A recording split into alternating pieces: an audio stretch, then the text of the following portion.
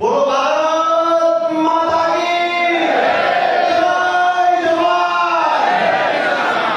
અહીંયા મંચસ્થ પર બિરાજમાન આપણા પ્રદેશ પ્રમુખ અમારા સૌના માટે આદર્શ જેના માર્ગદર્શન નીચે આમ આદમી પાર્ટી ખૂબ આગળ વધી રહી છે એવા તમારા વિસ્તારના અમારા સન્માનીય વિશુદાનભાઈ ગઢવી અહીંયા ઉપસ્થિત છે. સાથે ભાઈ શ્રી યુવા ચહેરો અને હાલ ગુજરાતમાં સૌથી વધારે જેની ચર્ચાઓ થઈ રહી છે, દુશ્મનને પણ જેનો ઘાવ પકડવો પડે એવા ગોપાલભાઈ ઇટાલિયા પરિચયની ના પાડી છે, પણ આ બે વ્યક્તિના પરિચય આપવા ખૂબ જરૂરી. અને મને ભાઈએ પ્રકાશભાઈએ કીધું એમ મને કોરોના પલ્લા તો છૂટે ને કાયમ નાળે પાછું આવતું હતું. નગરપાલિકામાં પ્રજા કે બે ઠેકા નાળે લખી ગયું ને તો પાછું આવે, વિધાનસભામાં પાછું આવતું. દાવા સાથે આ કહું છું, વિસાવદરની જનતાનો આભાર માનું છું. હવે નાળે અમારને નેવે પટાય રોજ મારા આવે. આભાર વિસાવદરનો માનીએ એને હામેથી માંગવું નહીં. અમે મૂળજો મોકલી દીધો અને એવા પેલા ભેગા અને એવા યુનાઈ થાયા કે દરેક વિધાનસભામાં જ્યારે માંગ આવે છે અમારે કે મૂળજો મોકલી દીધો અમે ગયા. મંચસ્થ વિરાજમાન સૌ વડીલ મારા માટે સન્માનીય એવા સર્વે મહાનુભાવોનો આજની તકે હૃદયથી હું પણ એક આમ આદમી પાર્ટીના સૈનિક તરીકે સ્વાગત કરું છું.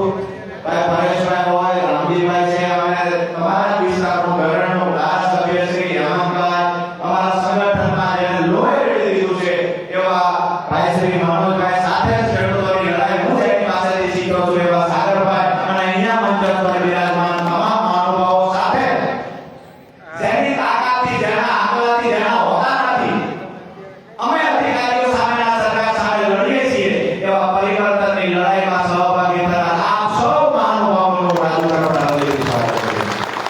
આજે જે અહીંયા શબ્દ છે વિજય સંદેશ યાત્રા, કોઈને એવું લાગતું હશે કે આમ આદમી પાર્ટીએ વિજય સંદેશ યાત્રા નીકાળી છે. હકીકત શું છે? હકીકત એ છે ગુજરાતની જનતા પરિવર્તન ઈચ્છી. ગુજરાતની જનતાએ વારંવાર પ્રયત્ન કર્યા, પણ જ્યાં થતો કોંગ્રેસના કરતા ત્યાં સફળ ન થયા. એક વૈકલ્પિક વ્યવસ્થા અને પરિવર્તનની જે લડાઈનો મજબૂત પાયો છે 2022માં નાખ્યો, એવી આમ આદમી પાર્ટી જ્યારે વિકલ્પ તરીકે ગુજરાતની જનતાને મળ્યા અને એમાં જ્યારે વિસાવદરથી એક સંદેશ આવ્યો કે ભારતીય જનતા પાર્ટીની સામે ગુજરાતમાં સરકાર બનાવી શકાય.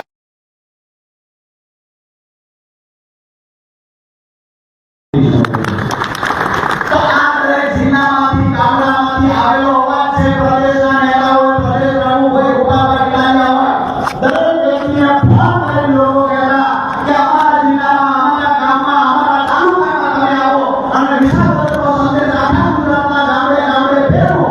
જેના ભાગરૂપે લોકોની નાભીમાંથી નીકળેલો અવાજ છે વિજય સંદેશ યાત્રા.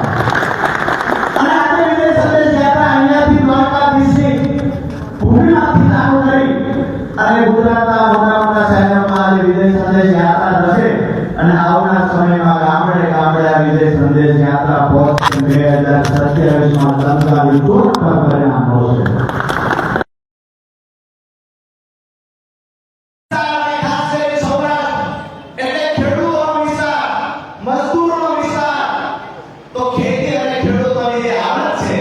અહીંયા હું ગઈકાલે આવ્યો, અમુક આગેવાનો મળ્યો તો મને જાણવા મળ્યું કે સાની ડેમ છે, ચરણગંગા ડેમ છે, મંગળી ડેમ છે, 13 વર્ષથી કામ હાલે છે, હજુ કામ પૂરું નથી. પછી માત્ર કામ પૂરું થયું. સાની ડેમ આખો કરી અમુક તાલુકો જેનાથી પ્રભાવિત છે. આ ડેમમાં આજે અમે જેને દરવાજા કહીએ, તમારે અહીંયા શું શબ્દ આપે છે? કાઢ્યા. આ લોકો ડેમના કાઢ્યા તૂટી ગયેલા હમા કરી રહ્યા નથી.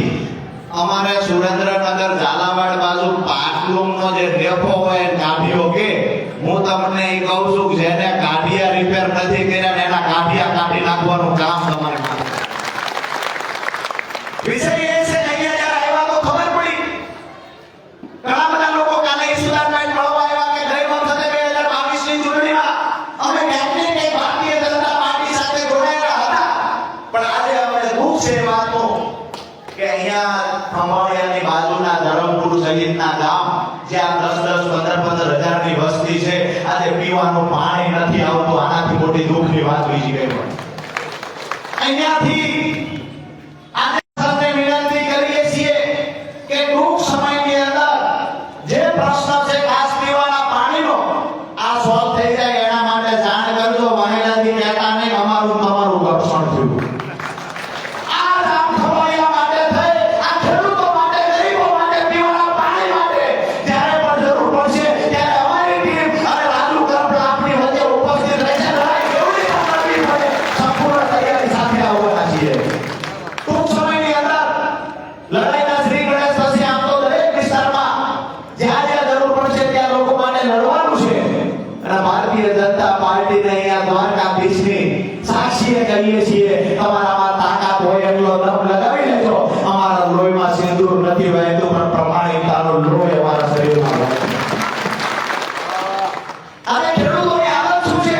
સત્તામાં બેઠેલા કયા લોકો જાણે છે ખેડૂતોની હાલત શું છે? અહીંયા વીડ ભાગ ખેડૂતોને હેરાન કરે છે. મારી વાત સાચી કે ખોટી? હા કે ના? બે હાથ ઊંચા કરીને કહેજો મારી વાત સાચી, હા કે ના? વીડ ભાગ કંપનીઓ ખેડૂતોને હેરાન કરે છે. અહીંયાથી દ્વારકાથી ઓખા જતી ખારા પાણીની લાઈનો લીકેજ થાય એનાથી ખેડૂતો હેરાન છે. કંપનીઓ અહીંયા ખંભાળિયામાં આવે છે, ખેડૂતના ખેતરમાં દબાણ કરે જાય. ખેડૂત આપણો રજૂઆત કરવા જાય, નથી સાંસદ સાંભળતા, નથી ધારાસભ્ય સાંભળતા, નથી જિલ્લા પંચાયતનો સભ્ય સાંભળતો.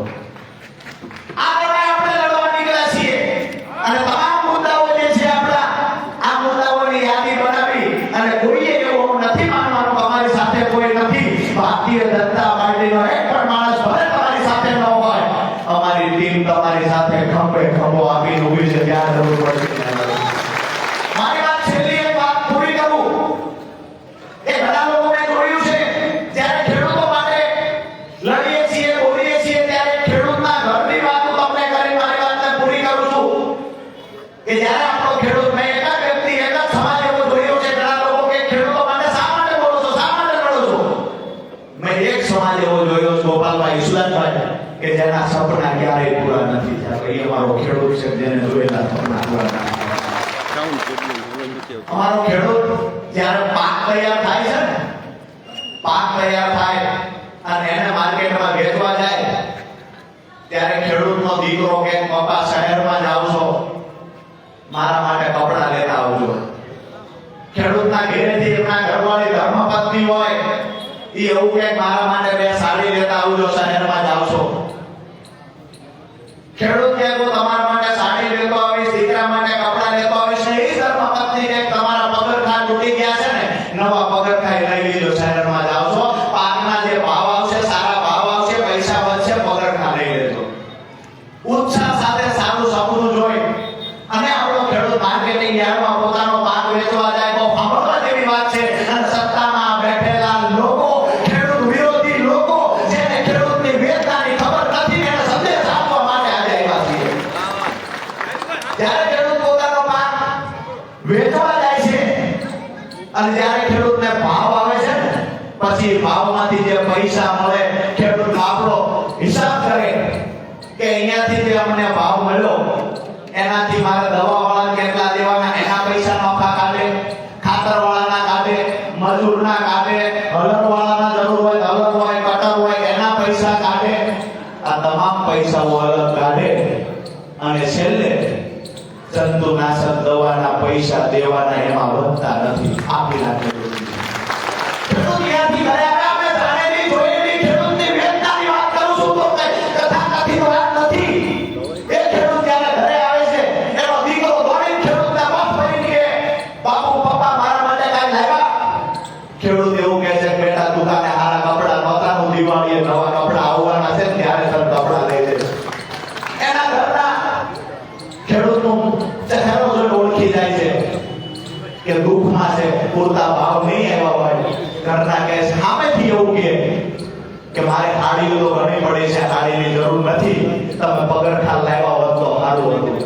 ખેડૂત કહે છે પગરખા અત્યારે નવા નવા દિવાળીએ લઈ લઈશું પગરખા.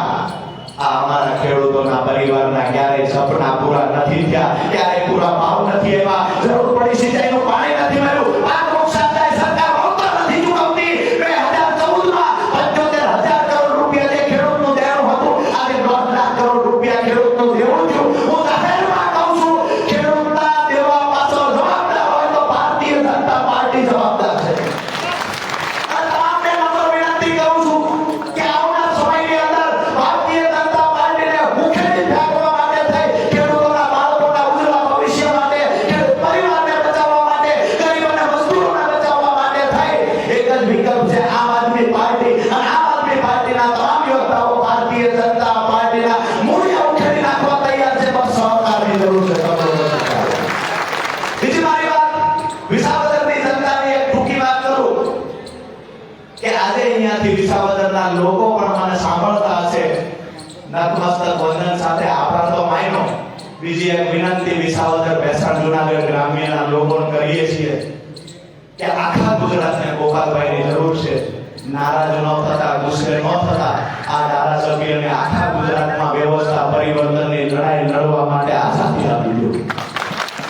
વિસાવદરના લોકો કહીએ છીએ ધારાસભ્યને આખા ગુજરાતમાં જરૂર છે, આખા ગુજરાતના પરિવર્તન માટે થઈ આ ધારાસભ્યને આઝાદી આપો. અમે બધા સાથે મળી, મને વિશ્વાસ છે આજે જેવી રીતે અહીંયા મોટી સંખ્યામાં ખેડૂતો, સરપંચો, કોંગ્રેસ, ભાજપના નેતા આમ આદમી પાર્ટી જોડાયા, એવી રીતે દરેક જિલ્લાની અંદર પ્રમાણિક લોકો જે છે એ રાહ જોઈને બેઠા છે કે ઈશુદાનભાઈ ગોપાલભાઈ આવે એના હાથે ખેસ પહેરવો છે. આ વાત સાથે હું મારી વાત પૂરી કરું છું. આપ સૌનો હૃદયપૂર્વક ખૂબ ખૂબ આભાર. ભારત માતાનો જય ઘોષ એવી રીતે બોલાવો કે અહીંથી અવાજ દ્વારકા સુધી, ગાંધીનગર સુધી પહોંચવો જોઈએ.